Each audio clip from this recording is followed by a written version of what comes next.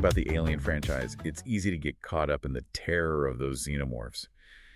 But you've given me like a stack of essays that go way beyond jump scares. These writers, they went deep, man. We're talking corporate conspiracies, nature of humanity, even whether androids dream of electric sheep. I mean, whoa. Thoughtful chuckle. Yeah, it's really a testament to, I think, just the enduring power of these films. They can really spark some philosophical discussion. And you've got some real gems in this collection, essays that really connect these sci-fi horrors with the realities of our own world. Okay, so let's unpack this. Yeah. A recurring theme in these essays is like the dark underbelly of corporations like Weyland-Yutani. It's like they make the Galactic Federation look like a cuddly teddy bear. Dryly. Right, because nothing says corporate responsibility like prioritizing a bioweapon over the lives of your entire crew.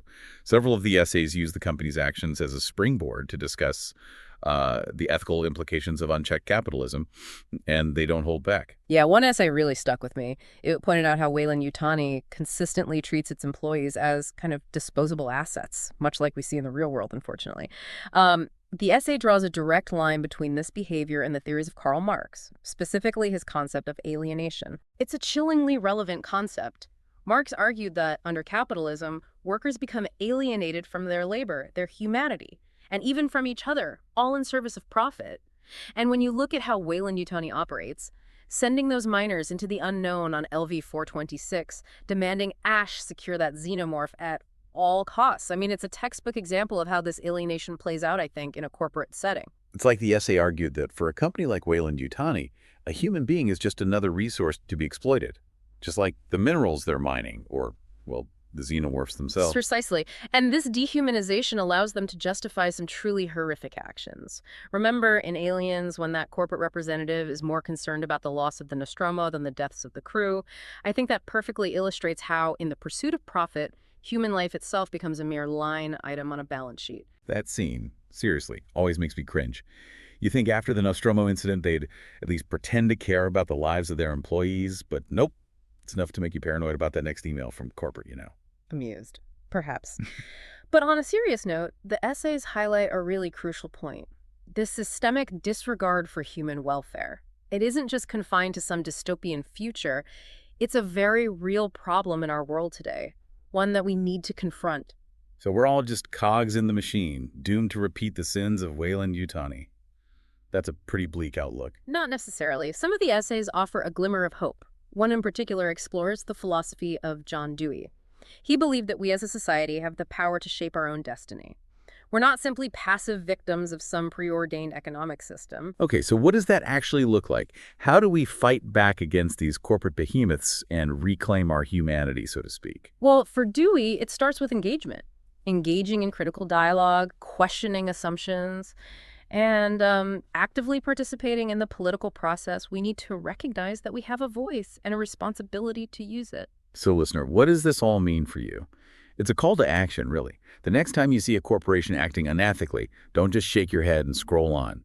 Speak up, reach out to your elected officials, support organizations fighting for corporate accountability. Exactly. We may not have pulse rifles and spaceships, but we do have the power to hold these corporations accountable and demand a more just and equitable world. After all, the future of humanity might depend on it, even if it's not as dramatic as a xenomorph infestation. Okay, speaking of xenomorphs. You know, it's interesting you mentioned moving on from Weyland-Yutani to xenomorphs themselves, because some of these essays, I think, argue that the creatures aren't even acting out of malice. They represent, like, this primal fear, something deeply unsettling, something that even a megacorporation can't control. You're right. The xenomorphs don't have some, like, evil scheme for galactic domination. They're driven by, like, pure, relentless instinct. But speaking of unsettling, one essay called Their Impact on the Environment, Art Horror, and that really stuck with me. What exactly does that even mean? Well, it's not just about the gore, though there's plenty of that to go around. It's really about how the xenomorphs, their whole life cycle, it disrupts our sense of order. They turn these pristine spaceships, these symbols of human technological achievement, into something grotesque. Yeah. It's like they represent dirt, which one philosopher described as matter out of place. Okay. Yeah. Like in Aliens, the way they transform that terraforming station into a hive with those organic dripping walls. It's a total violation of like the sterile, environment. Exactly. And the essays argue that this visual disruption, it taps into, I think, a very primal fear for humans, the fear of contamination, Yeah. of the natural world encroaching on our carefully constructed kind of domains. It's like they're reminding us that no matter how much we try to control nature, it always finds a way to reassert itself in the most horrifying ways possible, of course. And it's not just the physical environment they disrupt. Thinking about Ripley's story throughout the franchise, she encounters these themes of violation, but on a very personal level, too. Right, and that's a great point. And you've included some essays that offer a really fascinating perspective on Ripley's character arc. Analyzing her through this feminist lens, it really adds a new depth to those heroic actions we're used to seeing. Yeah, I was particularly struck by this concept of maternal subjectivity. At first glance, Ripley, she just seems like this ultimate badass. But these essays argue that her strength is kind of deeply tied to her experiences and choices as a mother, both literally and figuratively. It's not about reducing her to just a mother figure, but rather understanding how those experiences shape her worldview, her motivations, even her fighting spirit. Think about her, like, fierce protectiveness of Newt in Aliens. It goes beyond a simple rescue mission. She sees herself in Newt, a reflection of her own lost child. And that scene where she confronts the queen in the hive, using that power loader like an extension of her own, like, maternal fury. It's iconic. It completely reframes the classic image of the lone action hero. Absolutely. And it's even more fascinating, I think, when you contrast Ripley with Mother, the Nostromo's AI. They both embody aspects of motherhood, but in vastly different ways.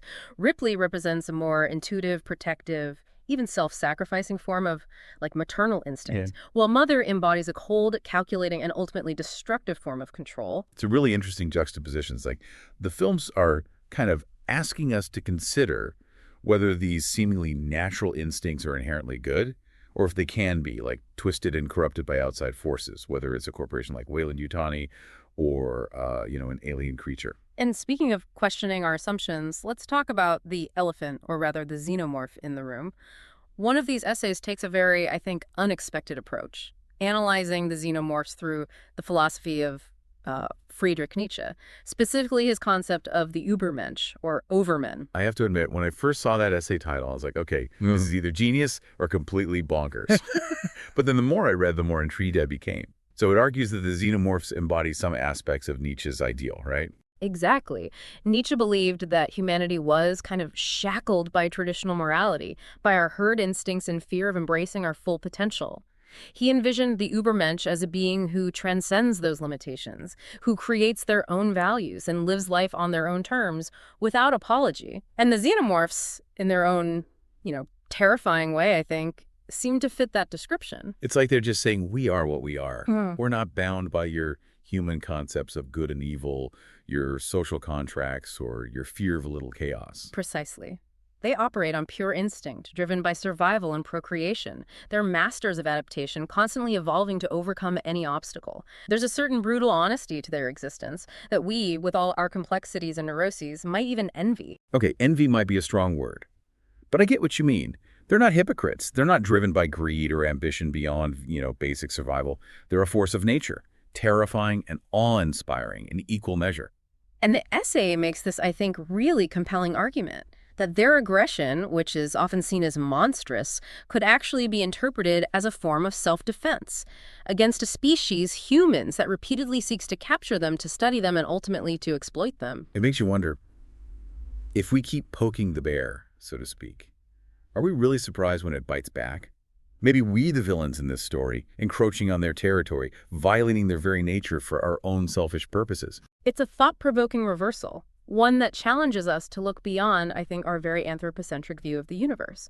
What if the xenomorphs, in their own way, represent a more authentic form of existence, free from the moral baggage that we humans, lug around? Okay, but even if we entertain that idea, it still leaves us with a dilemma, right? Because as much as those essays make me question who the real monsters are, I'm not quite ready to embrace our new xenomorph overlords. Yeah. Okay, but even if we entertain that idea, it still leaves us with a dilemma, right? As much as those essays make me question who the real monsters are, I'm not quite ready to embrace our new xenomorph overlords. Right. I don't think anyone's suggesting a xenomorph housewarming party just yet. But it does raise a crucial point, I think, about how we define personhood, morality. even when it's deeply uncomfortable. And speaking of uncomfortable questions, you've included some essays that tackle the issue of android sentience in the alien universe, which gets even more complex when you consider those themes of corporate exploitation we discussed earlier. It's like the line between us and them gets blurrier with every movie. Yeah, right? I'm I mean, Ash is clearly presented as the antagonist in Alien, but he's also just following his programming, carrying out the orders of a corporation that cares even less about him than it does about its human employees. Exactly. And this ties into a philosophical debate that's been raging for centuries. Can a being created by humans, even a highly sophisticated one like Ash or Bishop, ever truly achieve the same level of consciousness and moral agency as a human being? Yes, some of the essays dive into this using different philosophical frameworks. One essay argues that according to the philosopher Descartes, the defining characteristic of being human is having a soul, something that an android, by definition, would lack. Which might be reassuring for some, but then you've got philosophers like John Locke. He defined personhood not by some metaphysical essence, but by qualities like intelligence, self-awareness, the ability to form memories and experience emotions. And when you look at some of the androids in the alien universe, they seem to tick a lot of those boxes, don't they? They really do.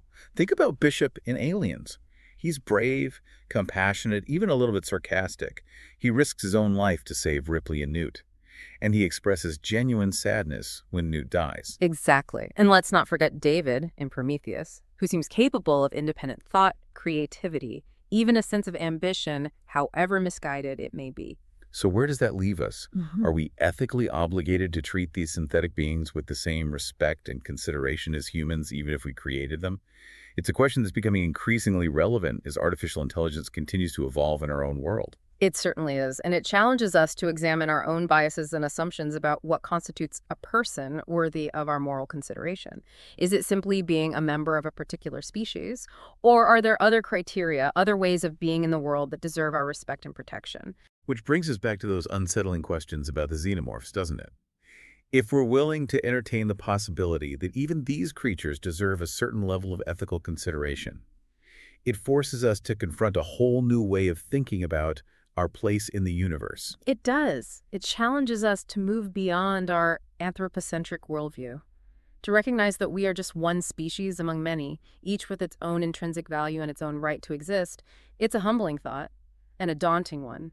But I think it's a necessary step in our evolution as a species. So, listener, we've journeyed from the depths of corporate greed to the heights of existential philosophy, all through the lens of the Alien franchise. Who knew that a series about terrifying space monsters could make us question the very nature of humanity, morality, and our place in the cosmos? It's a testament to the power of science fiction to hold up a mirror to our world, to explore our deepest fears and challenge our most cherished assumptions. And it leaves us with a final lingering question. In a universe full of wonder, terror, and infinite possibilities, what choices will we make? How we can confront the unknown, engage with the other, and define our own humanity in the face of the vast and unknowable. Food for thought, wouldn't you say? Definitely. And on that note, we'll leave you to ponder these profound questions. This deep dive has certainly given us all a lot to think about. Until next time, keep questioning, keep exploring, and as always, thanks for taking the dive with us.